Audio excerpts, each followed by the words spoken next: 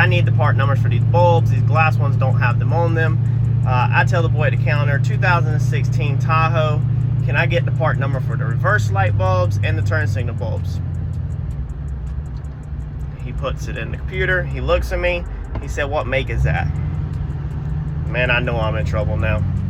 All right, so we are wrapped up with this thing, man. So I'm gonna walk this thing around real fast and just show y'all how it turned out in the end, so you can get a kind of feel for it. The only thing I got left is over here on this side is we got the mirror. They sent us the wrong mirror on this one, so we've got to still do a mirror.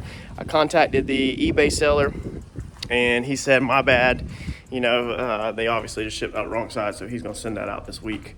But let me flip the camera around, show you what we got. It's not perfect, but it's well worth the savings. And we will be going over how much it costs to build this Tahoe to this condition on the channel. So there's what she looks like. Everything lined up pretty good. I don't really have too many complaints. The doors, I still would like to mess with this door. It's just, y'all know how big of a project this thing has been. You know, I'm a little annoyed with some of the alignment on there, but I just, dude, I'm done with it. I'm done with it for right now. So, you know, it's ready to rock and roll. She's cleaned up nicely, so if some of y'all remember how dirty this thing was, this is what it looks like now. And one feature that the wife does love is that buttons. Look, Harper's already got some shoes back here in the back. Goodness gracious, boy. So yeah, the wife loves all the power seats, and then you hit them again and it flips that way. So she's a big fan of that because the last ones did not have the power seats. But yeah, I mean, this thing cleaned up good. You can see the headliner has the tears in it, you know, where we did not replace the headliner because of cost. But besides that, everything turned out really good. We're not done with the seat either. You can still see the airbag is blowed out on that side. So we have to get that. It's just right now there's none on eBay for a good price. So everything that's on there right now is more than we want to pay. Let's see if I can jump in here and get this dinger off. So the only thing we got left on the dash is we have the airbag light that will come on because of the seat bag being deployed still. But you can see how clean it is. So it cleaned up nice and definitely got a lot of savings by going this route with this thing. Front end looks good. Got to replace one tire on the back. That tire's a little low. Where we repaired the bumper over here on this side. Let me cut this thing off and I'll show you. All right, so let's go and I'll show you this front. Harper, what do you got? Who's that? Is that Blue? Blue's eyes? Where's Blue's eyes? Good job. So the bumper, we repaired the bumper as you had seen in the previous videos. And sometimes when you repair stuff don't sit right because of how the plastic was tweaked. So you can see it's popped out a little bit right there. And it's not gonna clip in because I went over in the other video how them tabs were all torn. Yeah, get it, Harper. And them tabs were all torn up.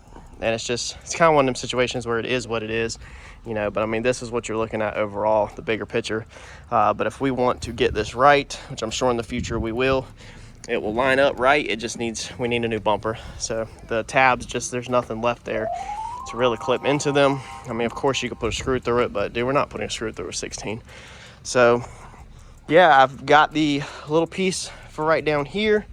Put that back in, that's all done. Besides that, man, y'all, I don't know. I mean, this thing turned out pretty good. The inside of the lenses did not clean up that great. We got some of it out, but we did not get it all out. This side dried right out as soon as it hits the sun. So we might either look for another used one on that side or just go ahead with aftermarket. We really should just go ahead with aftermarket and not play around, waste our time. So it's kind of annoying how that don't line up, but it might be from the factory because there's no issues there. So all that was good. So it's not like anything's rigged there, and it's equal on both sides, the same thing. But all the spots that I showed y'all in the hood, as you can see in the sun, you don't see them at all. I guess you can kind of see them in that reflection right there. But when you're here, I'm telling you, I got sunglasses on right now just to record this because it's so freaking bright with this white. This door over here, I need to shim. I want to shim this back door out to get it more in line with this front door. It's to make your front door up here go in, you'd have to bring it out down there. And we've also went over in the previous videos of how much work it is to shim that. So if you have correct gaps up top and you have no airflow right there when you're driving coming in like this, then don't disturb this, and instead let's just bump this back door out, because more than likely when this thing rolled over on its side, it probably pushed this pillar in just a little bit, I'm sure. And you know, I didn't measure anything or anything like that. I just went off of, you know, getting the doors lined up. But it's just minor stuff. I mean, you can't even, I don't know, I guess you can kind of see that on camera.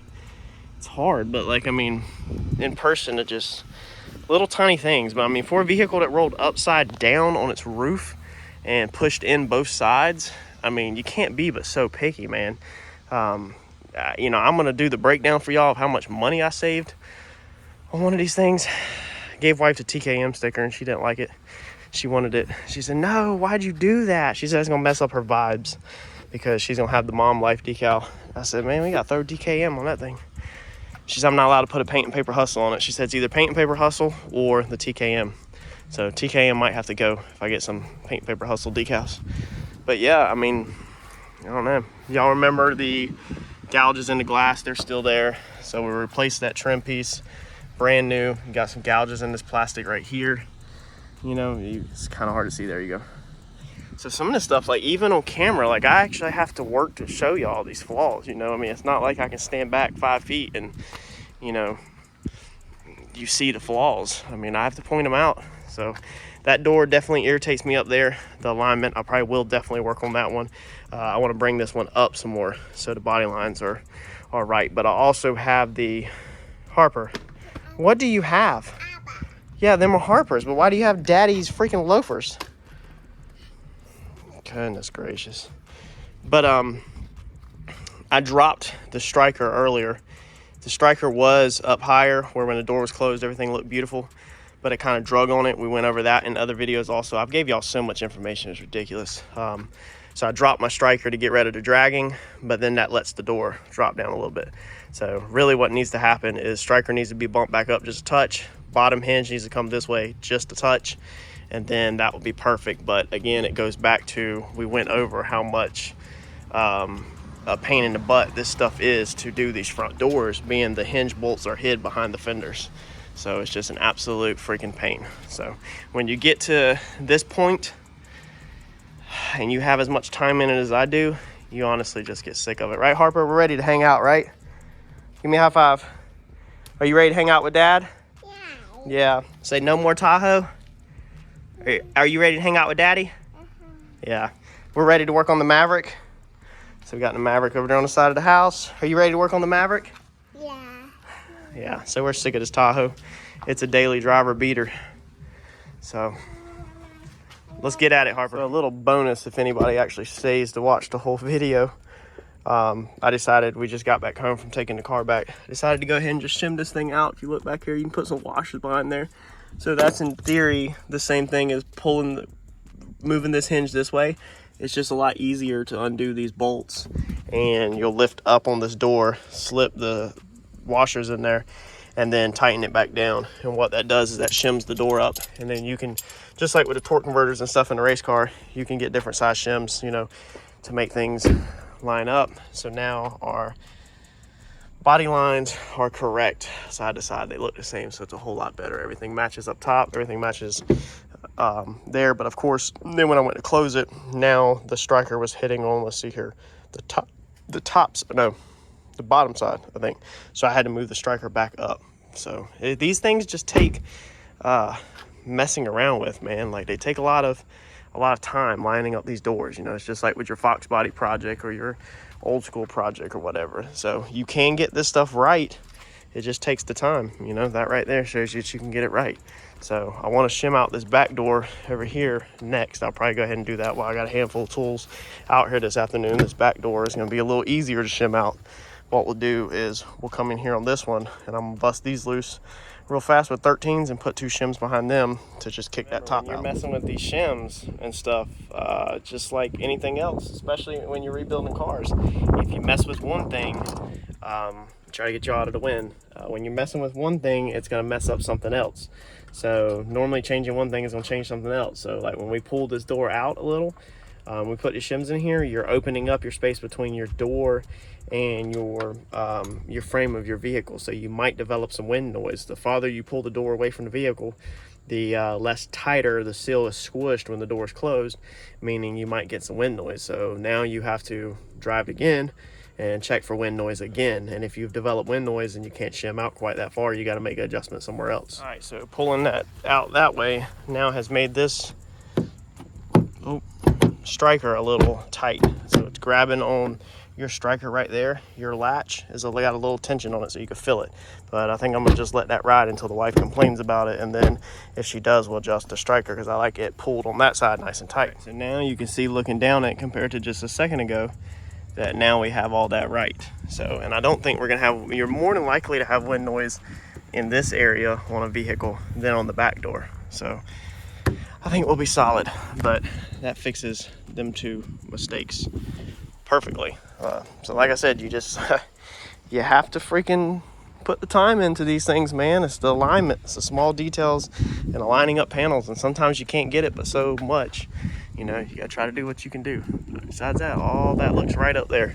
So I'm happy with it. That's gonna be a wrap on that.